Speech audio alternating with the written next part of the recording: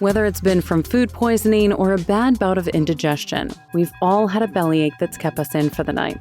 But imagine if that one night of pain and canceled plans was your normal.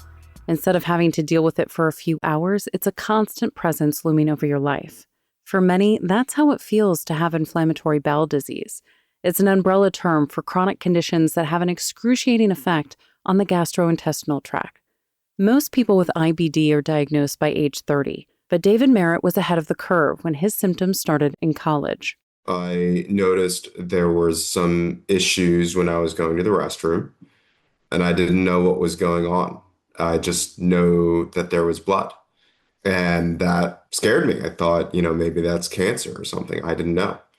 After it didn't go away for a couple of weeks, I then decided to talk to my parents about it. I said, well, why don't we take you to see a doctor?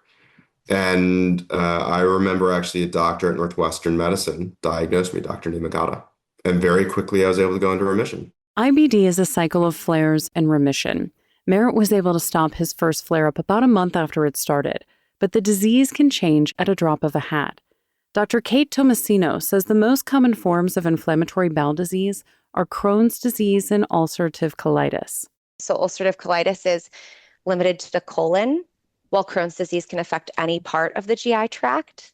But the hallmark symptoms when you're thinking of inflammatory bowel disease and what it's like to live with that are things like urgency and diarrhea, feeling like you have to get to the bathroom right away and the stool being looser, frequency of bowel movements, abdominal pain, potentially sometimes for some people there could be weight loss associated with that.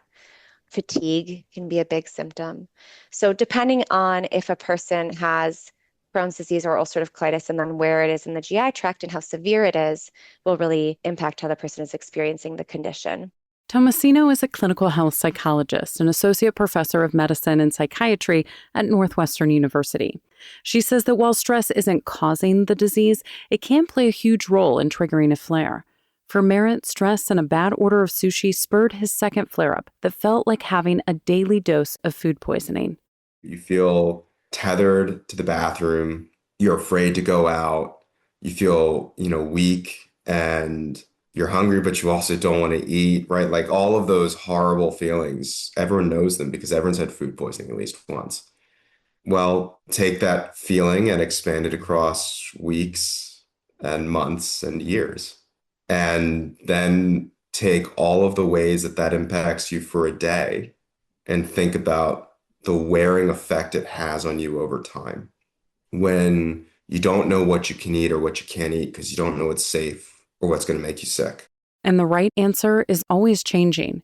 You become afraid of small outings like going to the movies because you don't want to be the person interrupting the film every time you have to go to the bathroom. There's a lot of inconveniences or impediments in your everyday life. And then there's a lot of social stigma to it as well. No one wants to be talked about for going to the bathroom.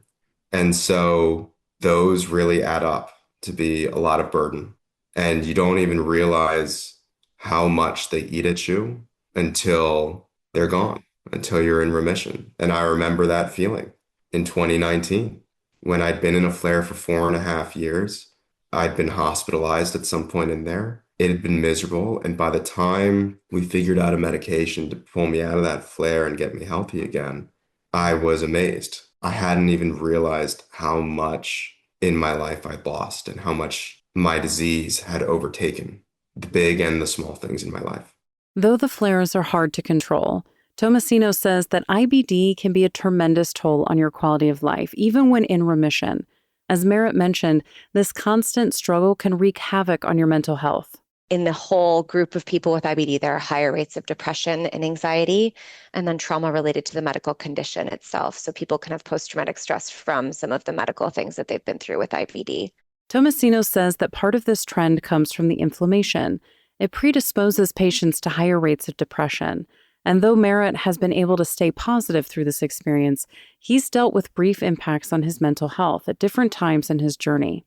While on a work trip in 2023, Merritt became violently sick. 2 weeks later and finally back home, he couldn't even get out of bed. I was spending hours in the bathroom a day, and I ended up having to be hospitalized for 3 weeks in an incredible amount of pain, and it wasn't really clear what was going to happen to me. It was a very scary experience. I was so afraid of what might happen to me that my heart rate was racing.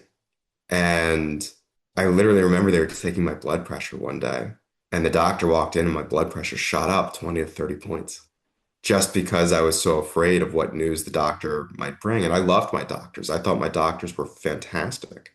I feel I owe my life to them, but I was afraid. Recovering from this experience was the first time Merritt realized he couldn't be two separate people.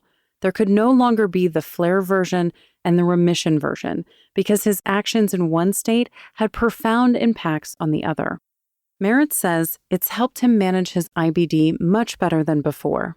So even though I've been in a mini flare over the last few weeks, it hasn't felt like my life is that different because I have learned how to better manage both the physical and the mental side of the disease. In addition to medication and recognizing his triggers, Merritt's tried hypnosis as a tool to help manage the disease. Tomasino believes that the mental aspect plays a huge role in the patient's quality of life, so figuring out how to manage that element can drastically improve the overall experience. Feeling depressed and feeling anxious is not comfortable. It impacts quality of life in a tremendous way. It can limit ability to engage successfully in the treatments that people need to do for IBD. But then also, hopefully, we're helping with whatever inflammatory effect that depression, anxiety, and stress might have that could potentially exacerbate the condition, decrease length of remission, get people hospitalized sooner, or increase risk of surgery. And we've seen all of those effects in the literature that if you leave this stuff untreated, that people can have worse outcomes in inflammatory bowel disease. As Tomasino mentioned, depression and anxiety can cause patients to fall off their treatment plan, which opens them up for a relapse. Taking medication every day or making doctor's appointments can become difficult tasks when depression has sucked away all your motivation. To combat this, Northwestern's Behavioral Medicine for Digestive Health program is launching a screening program to recognize and treat mental health concerns with IBD patients. Tomasino, a co-director of the program, says it's important to treat these as separate conditions and not make patients feel as though they're at fault for their health challenges. This is an inflammatory condition. This is not anything that's in anyone's head. We really have to make sure that we're careful around thinking about this and talking about depression and anxiety in IBD because people can take a lot of blame on themselves as though somehow this caused the condition or stress caused the condition. And that is absolutely not true. But we know that stress can cause inflammation and depression can be associated with inflammation. They're hoping to normalize the conversation around mental health, especially since this population is more likely to develop depression and anxiety. The program is being funded by parents of a young man who took his own life in 2024 after a long battle with IBD. Tomasino hopes the new screening protocol helps remove some of the stigma felt by so many patients and connects them with others in the community. I think it's really important to note that this is never anyone's fault and that it isn't in your head if you're having these mental health symptoms on top of IBD. It's not just like you're not able to take it or manage it. I think a lot of times people have a lot of self-blame, but there's something inherent in the condition that is increasing the likelihood that someone will experience depression or anxiety related to the condition. So the more we normalize this and talk about it and help people get help when they need it, the better people will be able to manage it and feel compassion for themselves as opposed to like they're doing something wrong. And since these are two separate conditions, Tomasino says patients most likely need more than one treatment approach. Merritt has found success using both medication and mindfulness tactics. So even though he's currently experiencing a small flare-up, he already knows the best way to get back to healthy. I'm very fortunate where I'm on a medication now that my body really responds to. A lot of people aren't that lucky and they spend a lot of time cycling between medications, but I found one that works really well for me. So we just increased my dosage from 30 milligrams to 45 milligrams, and my body started to respond very, very quickly. Otherwise, I would say really a focus on mindfulness and other just positive forms of taking care of yourself. Prioritizing reading a book or going for a walk or getting a workout in, things that make you feel good, whatever that might be. That's really important for reducing the stress that can only make your condition worse. In addition to stress management and medication, Meritz realized just how important the IBD community is as a support system.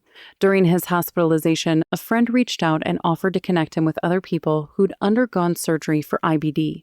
And I said that would be great because I was at that point on the verge of like a mental breakdown. I mean, I was so stressed in the hospital bed about what might happen to me.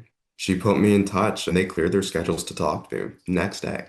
And we talked, for the days after that, and we would check in on each other. And all of a sudden, right, these people I didn't know and who had no reason to care about me were there to support me and spend hours on the phone with me to help me understand and make the best decision that I could.